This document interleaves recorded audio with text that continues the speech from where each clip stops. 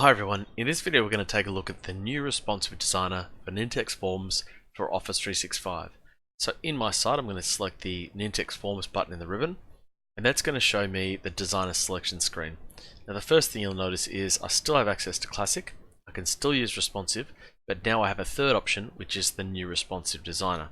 So I'm going to select that and open up the new designer. Now if you've been working in Nintex Workflow Cloud, you'll notice the form designer in Nintex Workflow Cloud looks exactly the same as the new responsive designer in Office 365. That's because we grabbed this same engine, the forms engine, from Nintex Workflow Cloud and put it inside Office 365. So you're having the same experience. There may be just additional features that are SharePoint specific in the 365 version.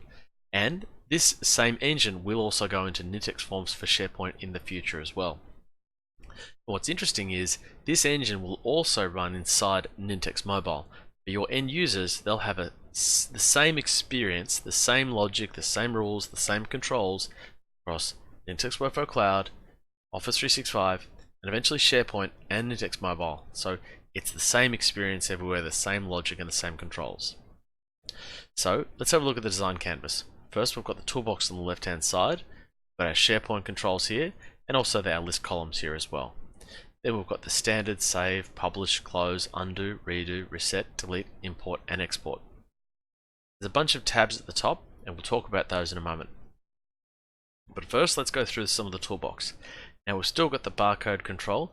Now that allows you to drag on a barcode, and in the web, it really is just text entry. But if you open up this in Nintex Mobile, we can access the camera of the phone, and you can scan in barcodes and put the numbers into the field.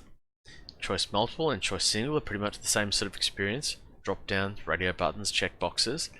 The currency control, previously part of the single line of text, is now broken out into its own control. And now you can actually select all sorts of different currencies that you need, and showing the prefix.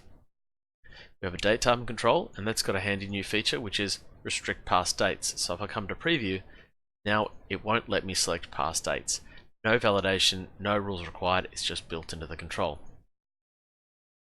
Now we also have a similar sort of experience with the email control. So previously, if you wanted to validate an email address, you needed regular expression, you needed a validation rule.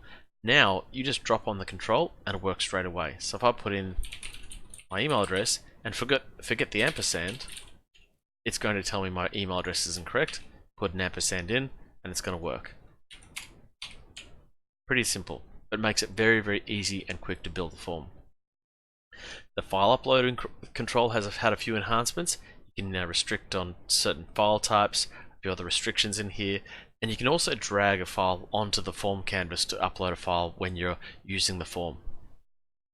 The geolocation control, which we had in the previous form designer, now also supports in the web the Google Maps API key. So if you've got a Google Maps API key, you can put it in here, and then you can access the Google Map either on mobile or on web. So you now got this ubiquitous same experience across mobile and web.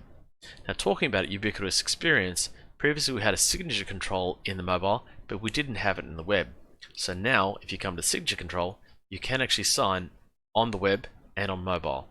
And what's going to happen is that's going to capture an image and put it into the SharePoint list item or library. And with that, then you can use DocGen to put a signature on a document if you wanted to.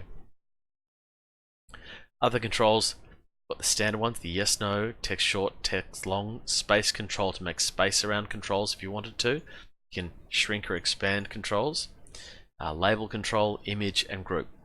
Now one other enhancement I think is really great is the text short. If I drag this on, now we've got a text mask. So if I wanted to make sure a phone number was put in the correct format, I put in 9s. And you can see in the text mask, you can put letters, numbers, wildcards, or escape characters as well. So if I come to the preview, when I start typing, I can't type in letters, I can only type in numbers, and I can only put a fixed amount. So it's all about getting the right information at the right time rather than going back and asking a person for more information or getting the right information. So going back, so there's some of the benefits around the toolbox at the moment. If we go to preview is instant and you can switch between create, edit, or view. Very, very quick and easy. It's very, very fast. The style builder is all built around clicks rather than code. You no longer require CSS. You can change any of the styles either through just a couple of clicks and changing the colors through hex, RGB, or HSL, or actually just using the color wheel here as well. The rule builder has had a massive change as well. So now you have form load rules, form input rules, and form submit rules. So form load rules around setting up your form a specific way. Form input rules are really around when people are entering data into the form, and the form submit rules are really around when they click the submit button, we want to check that that data is correct before they start their workflow. So let's go and have a look at some of the changes we've made in the rules engine. So I can give a rule a name, then I can say something like if the signature is signed or not signed. I can say if it's signed, and I can say if the email contains Nintex. So what you'll notice here is the signature has two different operators because it's a signature control. If I go to an email control, it's got a lot of different operators. So those operators change based on the context of the control. What you also noticed, I can have two different conditions here. I can have when the signature is signed and the email contains Nintex. And I can also put OR conditions in here as well. So I can really extend that logic all through a very easy to read interface. Once I know that that's actually correct, or that's the condition I want, I can say, well, then I want to disable the file upload control. So I'll make that to read only is true. I'm going to set a few other fields disabled. So the date time control, read only is true. And then I also might say I'm going to set the title control, and I'm going to set its value. And so you notice here I can set a whole bunch of different properties on all these controls.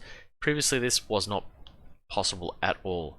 So anything in the config panel of the control, description, placeholder, read only, title, value, visible, all accessible. So I can say I'm going to put the value of Ewan Gamble in there. Now if that condition is not true, then we've also got the else condition. So then I can say, well, the file upload read only is false. So I can also say the date time read only is not set as well. And then finally I can clear out the title if I wanted to. I'm going to go ahead and create that rule, and let's go and see what happens when I run that in preview. So I've got all these controls. The form doesn't really make sense at the moment. What I'm going to do is I'm going to put ewan.gamble@nintex.com. Okay, I'm going to sign it. So once I sign this, we should see now the date time control has been restricted and it's put my name in there as Ewan Gamble. If I then go and remove that and click away, it allows the other files to be updated, and that's been cleared again. So I'll put Nintex back in here.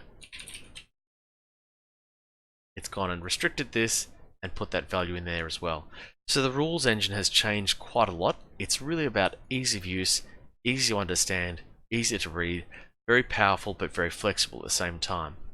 Now what you also would have noticed is I can also insert logic into this rule builder as well.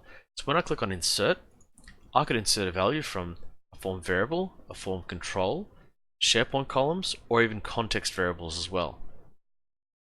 So what do we mean by variable? So if I click on variable, that could be a piece of logic. So I could say get the name from a query string parameter. So I can type get, and it's going to tell me what functions have get in them. Or if I put string in here, string, it's going to show me all of the functions with string. But it's not actually restricted to just to formulas. If I put barcode, it's also going to find controls on my canvas as well. So I can say get query string parameter and get the name, and I can pass that in, and then I can insert that into my rule.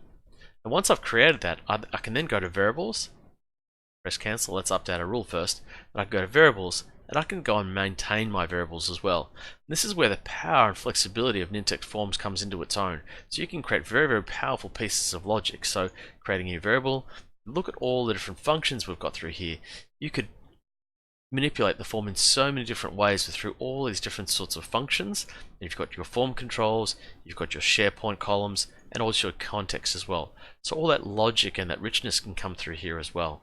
You've got settings through here, which are around general naming, description, the Google Maps API integration, regional settings, and also versions as well. So once we start doing publishes, we can publish, and I'm going to save it.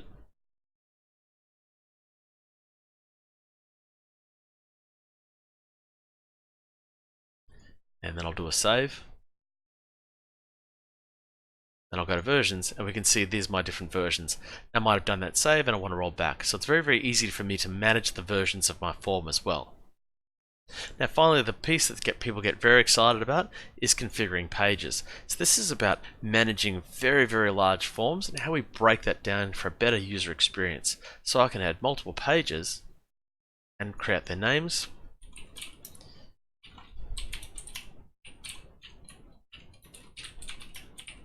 And I can move them up or down. And I can also delete them as well.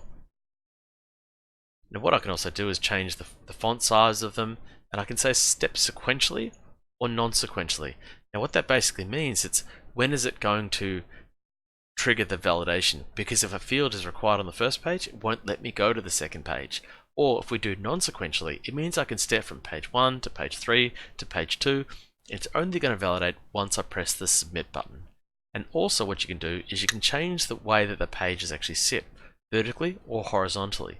Now horizontally is very good if you've got a widescreen desktop, but imagine if this was on a mobile device, those pages are going to be really squashed down. So what happens if you show this form on a mobile device, it automatically goes to vertical because it sits a lot better.